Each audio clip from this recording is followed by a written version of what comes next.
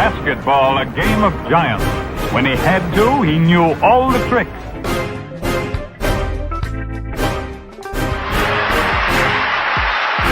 Nobody can pass that ball through the heart of the lane. 6. You want to put on a show here. Here you go.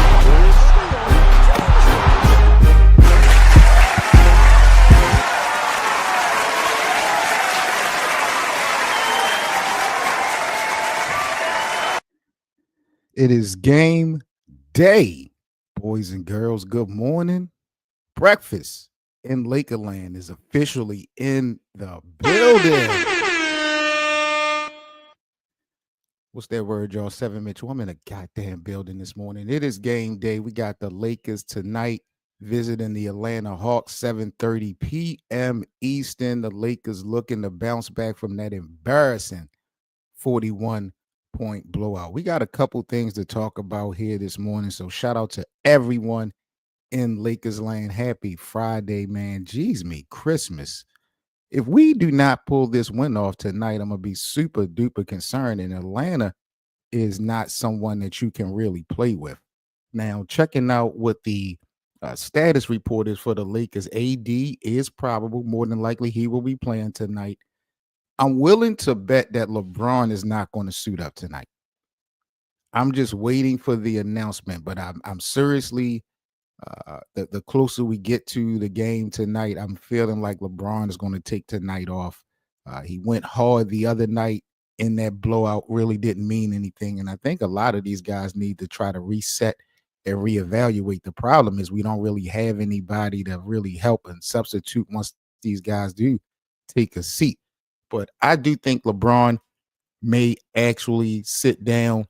Bronny James is questionable. We might get a Bronny site, and I seriously doubt it. But, those are kind of the new names as far as Jackson Hayes, Jalen Hood, Shafino, and Austin Reeves, the usual suspects. Those guys are still down and out tonight. So a little disappointing, but, I'm really honestly waiting for the Lakers to announce that LeBron is not going to be playing tonight. We got Justin in the building, says Lakers have been getting their ass kicked like a bad act in the class. My guy Nate in the building, he said if my Lakers lose today, then I'll be even more concerned we'll miss the playoffs. Drop a goddamn bomb for that. That is a fact.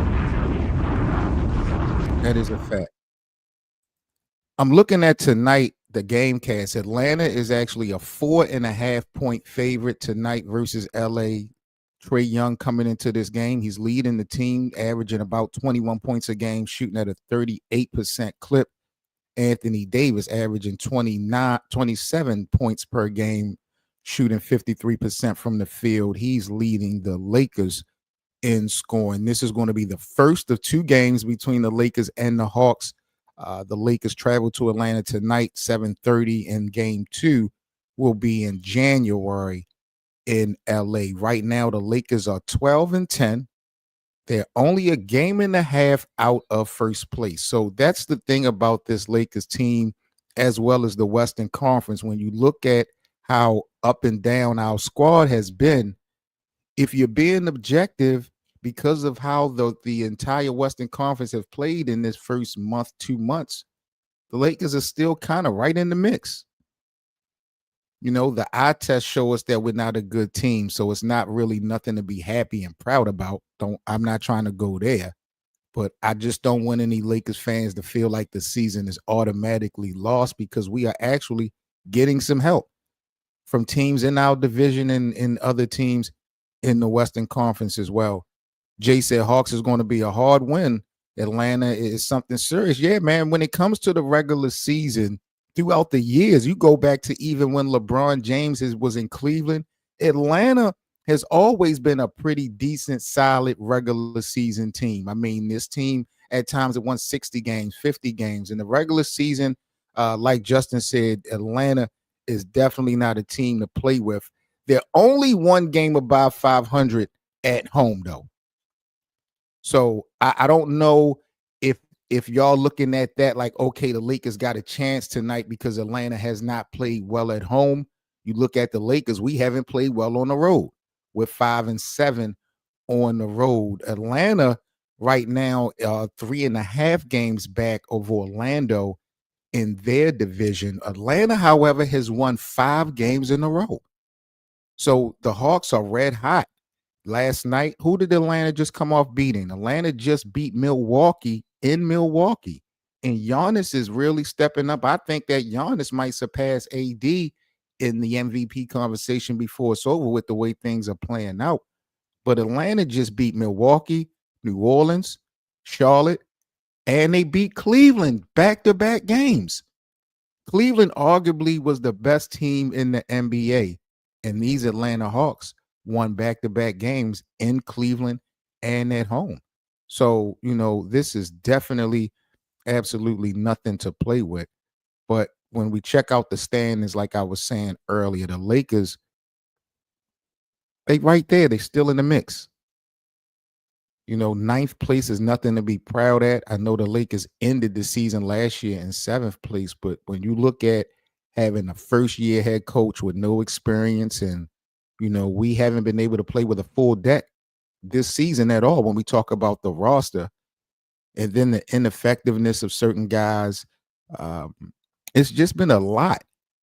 And for the Lakers to still be playing above 500, and, like I said, only 1.5 games out of the division, it's kind of promising. It's kind of promising. Golden State, they were struggling. They finally got a win last night, beating Houston. But I think the Lakers could definitely move up if they get some help in their division. But it's a lot of basketball to play. We watch this and we've done this year by year, season by season. I don't know. Justin said, if Braun sit, we may lose. I'm just looking at a bigger picture. We saw LeBron go out there, put out almost 30 points the other night, and we lost by 40-something. So I'm starting to feel like the problems that the Lakers have are deeper than LeBron. A lot of people want to say that it all kind of goes back to LeBron James, but I don't know. T-Man in the building says LeBron James should just retire. And I'm going to be honest, this is really the only hope that Lakers fans have this season of moving on, is if LeBron James was just decided to go ahead and step away, because at the end of the day, the reality is LeBron has a no trade clause in his contract. He has a 2-year deal. This next season is a player option. So LeBron realistically at the end of this season could walk away, not necessarily retire, but he could walk away from the Lakers and become a free agent. Would LeBron James do the Lakers fans a favor and just walk away after this season? I seriously doubt that. If I'm LeBron James, I'm thinking that I have been more of an asset to this organization in the past 6-7 years than a liability. LeBron helped bring a quarterback a championship. LeBron James helped, engineer bringing Anthony Davis into the mix. But regardless, there are definitely still fans of Lakers land that want to move on from the LBJ experiment in Los Angeles, but it's going to have to be quarterbacked by him. Rob Pelinka, there is no way that they're going to be able to trade LeBron unless he demands it, or like I said, unless he walks away. And I'm feeling like LeBron is looking for a farewell tour, just like Kobe got. I can't see LeBron just walking away and retiring this season without, that official farewell tour. I think he deserves it. But who knows how it's going to play out. But again, LeBron ain't the only issue with this team. Justin is alluding to Anthony Davis. He's the guy. We were talking about Anthony Davis being the most valuable player at the beginning of the season. He was leading the league in scoring after like the first week and a half. Everything was really looking up for AD, averaging damn near 30-point double-double, just looking dominant on both ends of the court. And then we just saw mediocrity. And he locks in versus those European players, and Nikola Jokic brought him back down to earth. It's just, I don't know. And it just seemed like now Anthony Davis is picking and choosing.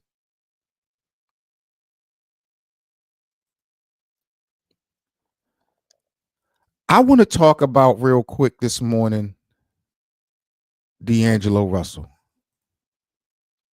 Let's get into D'Angelo Russell because I told y'all, and I hate to be this type of guy, but I told y'all that JJ Redick benching D'Angelo Russell was going to be a problem. And some of y'all laughed at me. Some of y'all was just so hell-bent on getting rid of D'Lo or having D'Lo sit on the bench. And look how things have kind of spent out of control. And I tried to warn y'all a while ago.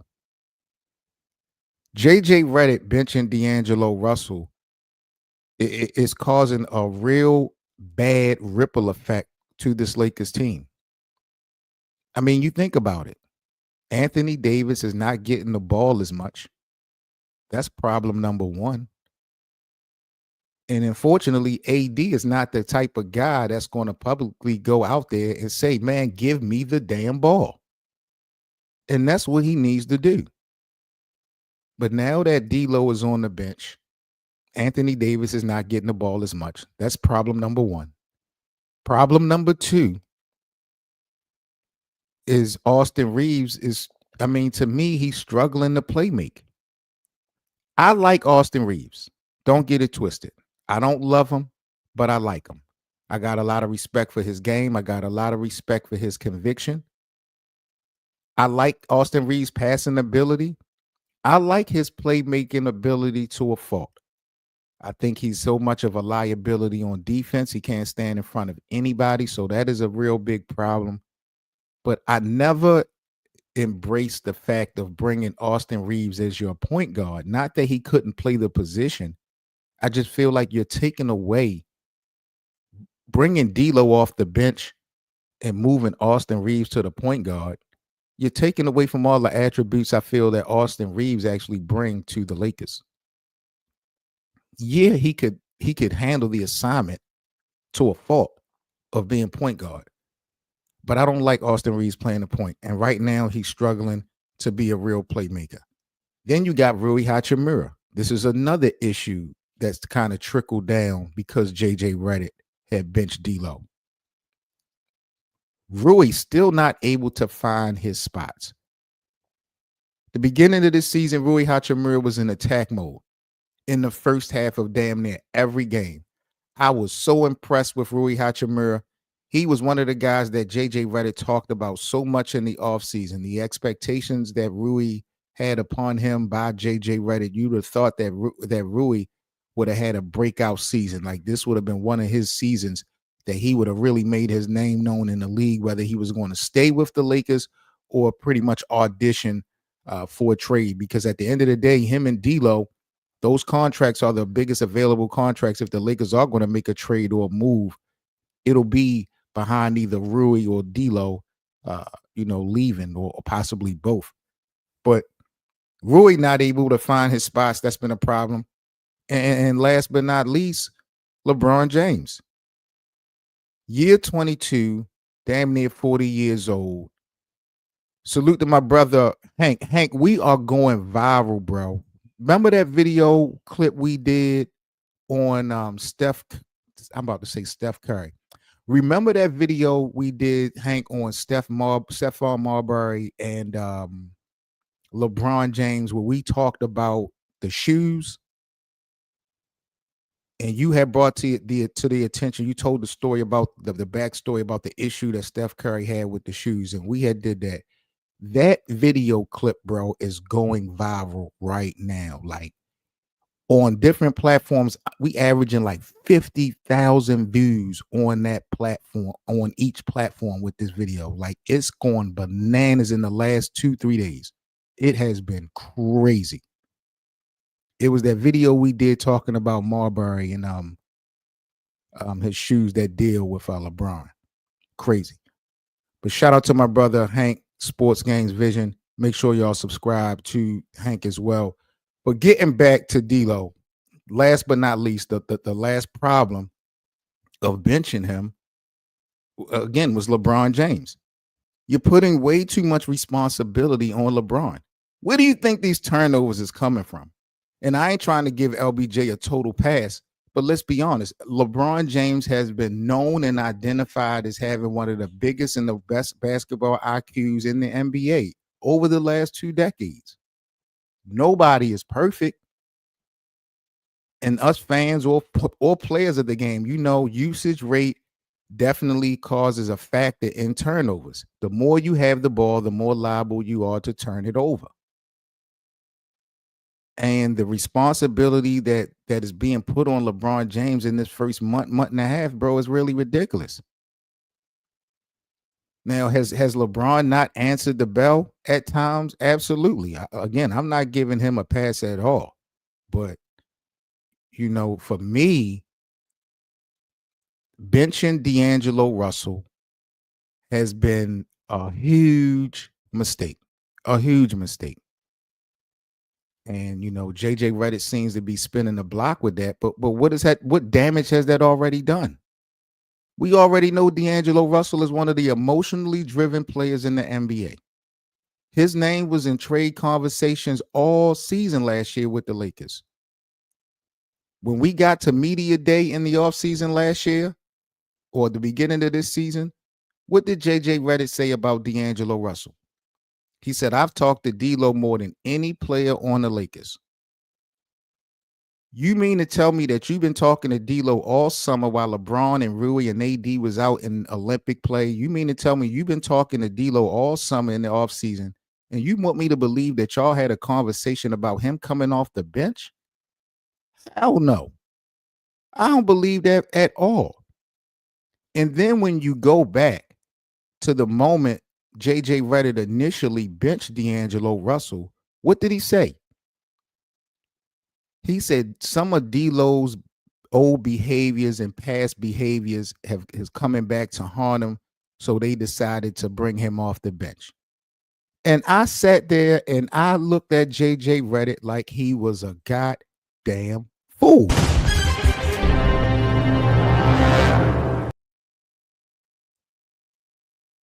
Really? I mean, my problem wasn't the message, y'all. It was the messenger. How the hell does JJ Redick know what the behaviors of D'Angelo Russell was like in the locker room? JJ Redick, hello, you're new to this team. You wasn't with this team last year. So all that tells me is that there's somebody, and I said this before, that's in JJ Redick's ear, talking down on on D'Angelo Russell, talking bad on D'Angelo Russell. It's got to be LeBron. It's got to be LeBron. You know what I mean? I hate to put it out there like that, and I'm not saying that D'Lo has been playing. D'Lo starting this season off statistically statistically was having his worst season. But I just feel like, bro, you not having any confidence in if you're going to be staying, and now it feel like some of your own teammates are now backdooring you and talking behind your back. Yo, that's got to be a tough ass spot for D'Angelo Russell, especially after we know what type of player and how emotional this guy is. Sandcastle Girl in the building. Happy Friday, Sandcastle Girl. You all already know the vibes. Game night. We locked in tonight, 7:30 p.m. Eastern, Lakers versus Hawks. I'm going to drop in the live chat right now the link to our playback room. Make sure y'all join us tonight, 7:30 p.m. Eastern. Hank, you got to pop up in the playback room. I know you probably be working or doing some other shit, but the playback room is growing and we are turning up. So make sure if you guys are able to pull up tonight, we got Atlanta versus the Lakers, 7:30 p.m. Eastern. But what are y'all thoughts on this whole D'Angelo Russell thing? Like, am I bugging?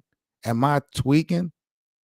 I feel like it was just a huge mistake for him bench. I feel like got my boy Brian in the building. What's up, BG? What's up? What's that word, family? Oh man, hold on, let me turn you down. That's cool. Okay, my boy John Wick in the building. John Wick said LeBron is old. Got to stop trying to put expectations on a 40-year-old, and we'll have more bad games than good. That's a fact. And the thing about that, John Wick, I don't want to be disrespectful to LeBron, but whatever LeBron actually do have in the tank, We rather see it in the second half of the season, or we want to see it in March. We want to see it in April. We ain't pressed to see LeBron get to close to 50,000 points and doing all these little individual little things to put on his resume. I know it's a good look for the legacy, but we want to win. We want to win. BG, what's that word, brother? What's up, man? Yeah, I agree, man. I agree with what you just said. I just tuned in though, so I don't really have much to put on it because I haven't heard any of your show yet. Yeah, I just feel like, bro, at the end of the day, benching D'Angelo Russell had a ripple effect on this team. AD not getting the ball in as much, Austin Reeves struggling to be a playmaker, Rui not really getting to a spot, and the added responsibility putting on LeBron that's causing all these turnovers. I don't want to totally put it on the benching of D'Angelo Russell, but I felt like from the moment it happened, it wasn't going to be a good look. And Dalton Connect initially, when he came into the start rotation, he was looking good, and the Lakers had won some games. So I felt like people kind of didn't even really lock into what was going to happen big picture wise. But now it seemed like it's happening, and I don't know, bro. I'm not a huge fan of D'Angelo Russell, but I just honestly, bro, don't like the way shit has been going. D'Angelo Russell is hard to, he's hard to stand up for because he falls off. His game falls off. But as a talent, man, he's got a lot of gifts. He's a great playmaker. Yep. He's a spotter. I mean, we know his weaknesses. That's the only reason his game is questioned is because of his weaknesses, which is he's not that fast, Right. which he admits to. He's literally said that. He's not athletic.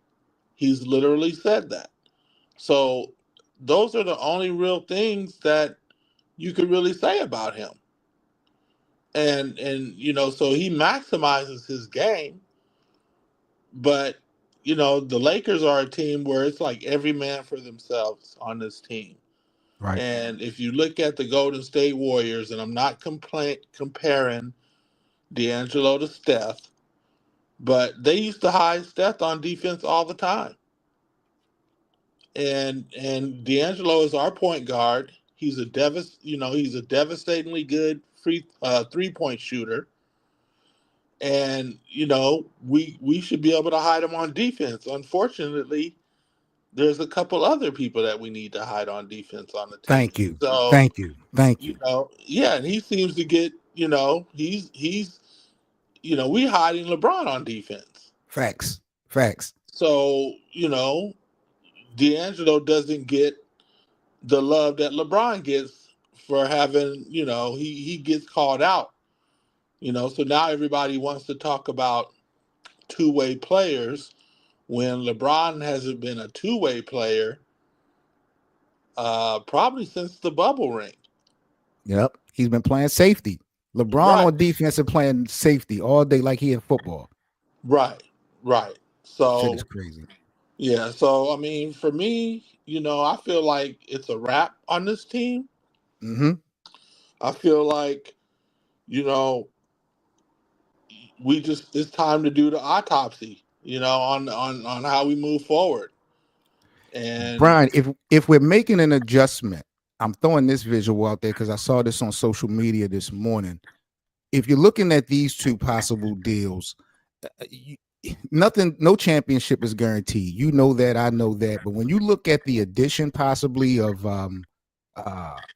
Zach LaVine or Brandon Ingram to the nucleus of LeBron and AD, which one of these deals make more sense to you as far as a chance for us to really run for Title 18?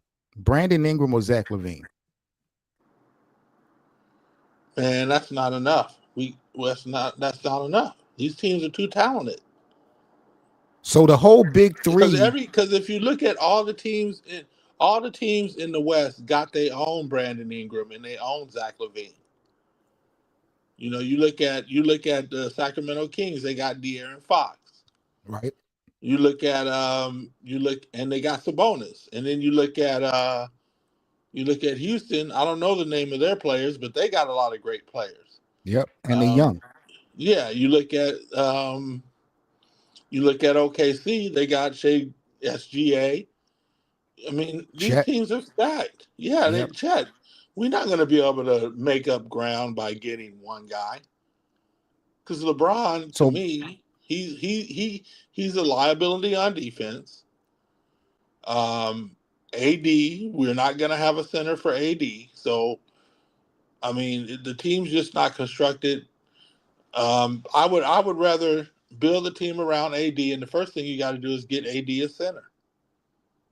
That's how you build a team. If you're not going to do that, then you might as well almost trade AD and try right. to get all our picks back, or So let try me to ask get you picks this. back. When we look at the entire landscape B of the NBA, do you feel like the days of that big three being the core to winning a championship, that formula is now over? Yeah, because of the second apron and the new CBA has made it next to impossible to get a third star. Justin has definitely been saying this for a minute. That's a fact. He's been definitely saying this for a minute. So Lakers land. Before we get up out of here, let's do a little bit of agree or disagree. I got a couple things that I saw on social media, and I want to get your guys' take on it. So let's start with Clutch Points on Twitter. Brian Clutch Points said that the Lakers are a disaster right now after a number of blowout losses and Jared Vanderbilt's injury setback. Anthony Irwin of LA Reporter says that it's time for Rob Pelinka to actually do his job and try fixing the team with trades. You agree or disagree? Man, no, I don't agree. I think we're Okay. traded out. I think that Westbrook trade really set us back um, because not only did we include a first round pick trading for him, we had to include a first round pick uh, getting rid of him. Right. So that was a waste. And then when you go back to the Zubac trade, we got rid of our center. We still need to fill that hole. We haven't been able to fill that hole since we got rid of him. And now these trades that they're asking for, we're going to have the teams know we're desperate. And we have to just stop being desperate. We have to wrap up this we have to wrap up this season, wrap up this regime, or wrap up this campaign with LeBron, call it a success because of the 2020 championship, and rebuild and start, acquiring assets, acquiring first round picks, and let the fans know we're rebuilding now. Right. And we could rebuild with AD or without AD. That's up to him. We should give him that respect that if he doesn't want to be traded, we keep him. But we're going to build around him. And that means Sandcastle Girl, do LeBron you has to agree? go ahead. Do y'all agree in the live chat with Clutch Points and Anthony Irwin's take that Rob Pelinka, it's basically time for him to put some trades together? I'm kind of riding with B. I don't really see any realistic trades out there of significance. Like anything that's being done right now, especially before December the 15th, is going to be just forcing it. There's no smart moves out there to be made. So I don't know, but do y'all agree or disagree with that? Let's go to the next one. Uh, Brian Wisely on Twitter says that the West is so shit, but the media only talks about the Lakers like anyone thought they were contenders to begin with coming into this season, and not one move being made. Shit is hella funny. Now we all know that the Lakers didn't really do much in the offseason. But Wisely feel like the Lakers were never going to be competitive. Do you agree or disagree with his statement? Well, the Lakers, the team that ended the season, the lineup which we started the season with, which is the same lineup that we ended the season with, they were on a 56 win pace. Right. So I don't know how weak the schedule was at that time or what, but that means we should at least be able to hold serve or be a 47 win team again, a 50 win team possibly. but not a contender. No. That trope that we have a puncher's chance with LeBron in the playoffs is cap. We've all seen Right. that now for the last 2 years. Word. Uh, so again, it's time to wrap it up. B, wrap Yeah. it up. Like this is what we got. This is what we traded the young core for. This is what we signed LeBron for. Yep. We got one bubble ring out of it. We never got a parade for it, and we got to wrap it up and say, hey, it's time to retool. Shout out to Lynn Williams. Lynn Williams used 2 words: Lakers suck. Do you agree or disagree? Do you see any light at the end of the tunnel, Brian? I know we got a lot of basketball to play, but do you see any light at the end of the tunnel?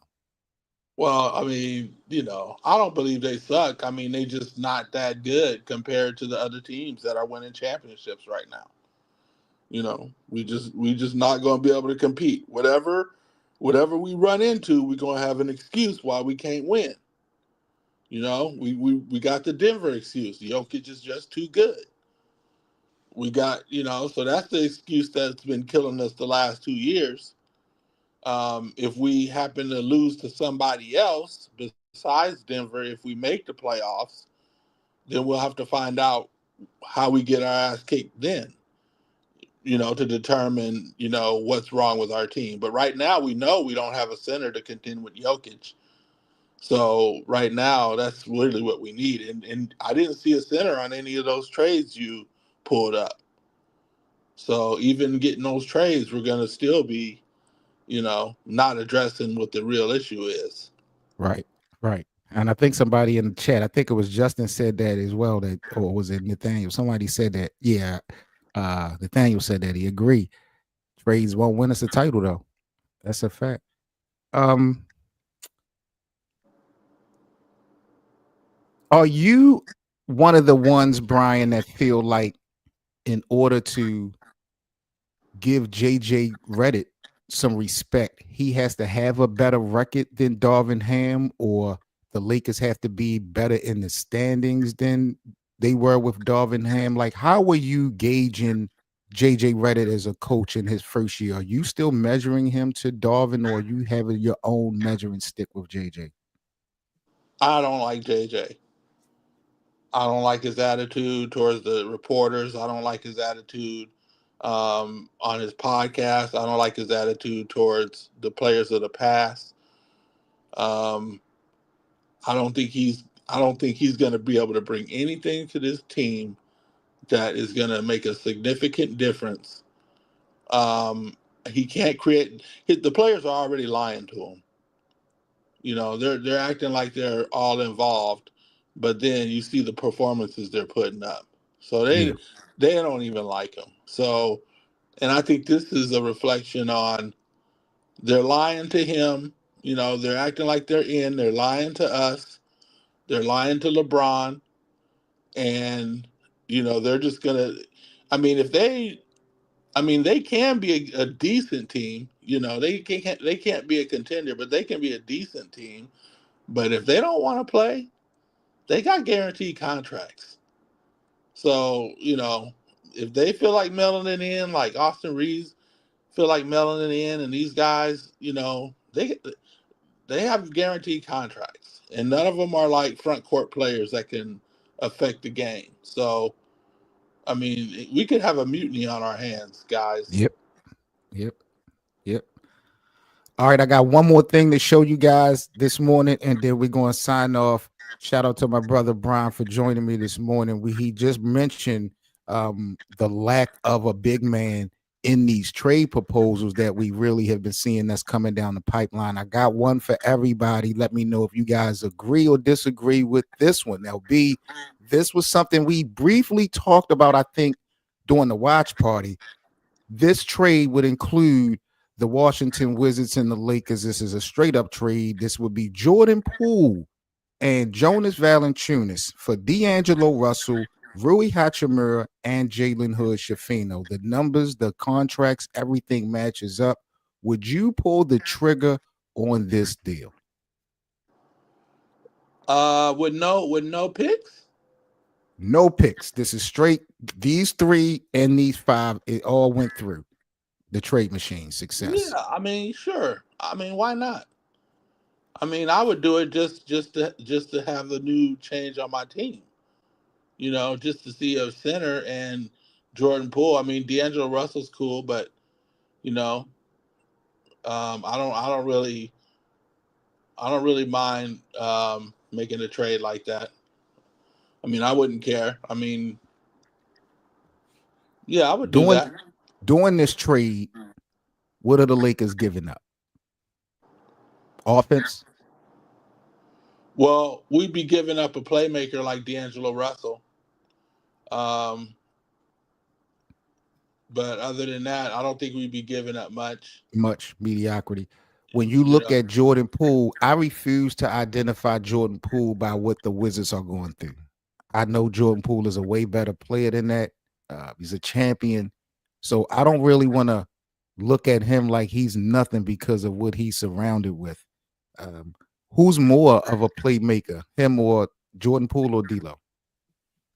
Well, I think D'Lo, because he came out as a point guard, but Jordan Poole. I mean, he's 6'4". I mean, he could. I mean, we're not a point guard type offense anyway. So, we could use Jordan Poole. I mean, I'd miss D'Lo, but D'Lo's contract's expiring, so we get value out of that. But again, like I said, this is just a trade that would, possibly help us rebuild for the future if we could see what Jonas looks like next to AD. If it worked, if he looked like something, oh man, I don't want to rush and still say title 18. I agree with you. It's still not enough, but I mean, I like Jordan. I don't love Jordan Poole being the primary ball handler, but it takes the ball out of LeBron's hands. I think we still have Austin Reeves too. Remember that. That's a fact. That's a fact. And then we got Gabe Vincent. We wouldn't have had to get rid of him. But yeah, that's true. That's true. And Gabe Vincent, if he maybe with more minutes and more time on the floor, he could play better. Because he looked decent when he started the last week, right? That one game. Yeah, I mean, he looked all right. He looked better than he did starting the damn season off. So, all right. That's how we rock. And he's just, he's just a player. He's not scoring or nothing, but he's just a player. He could turn it around. Well, we'll see how this thing play out, man. Shout out again to my dog, Brian, man. Big up to everybody in Lakers land. I didn't even mean to keep you guys so late. I got to get ready for work within an hour, but y'all know how we do in the morning breakfast in Lakers land. And we're going to catch you guys tonight in our playback room, 7:30. We got the Lakers at the Atlanta Hawks. Can the Lakers bounce back from that? This is going to be funny. Unbelievable. Yeah, it's gonna be funny tonight, and it's Friday, so I know we're gonna be tweaking in the playback room. Make sure y'all come and kick it with us with the watch party tonight. Y'all stay safe, have a happy Friday, and we'll catch you guys on the next stream. Peace. All everybody. Right, Peace.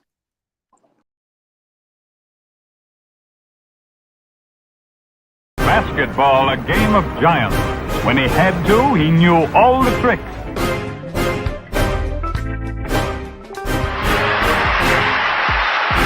Nobody can pass that ball through the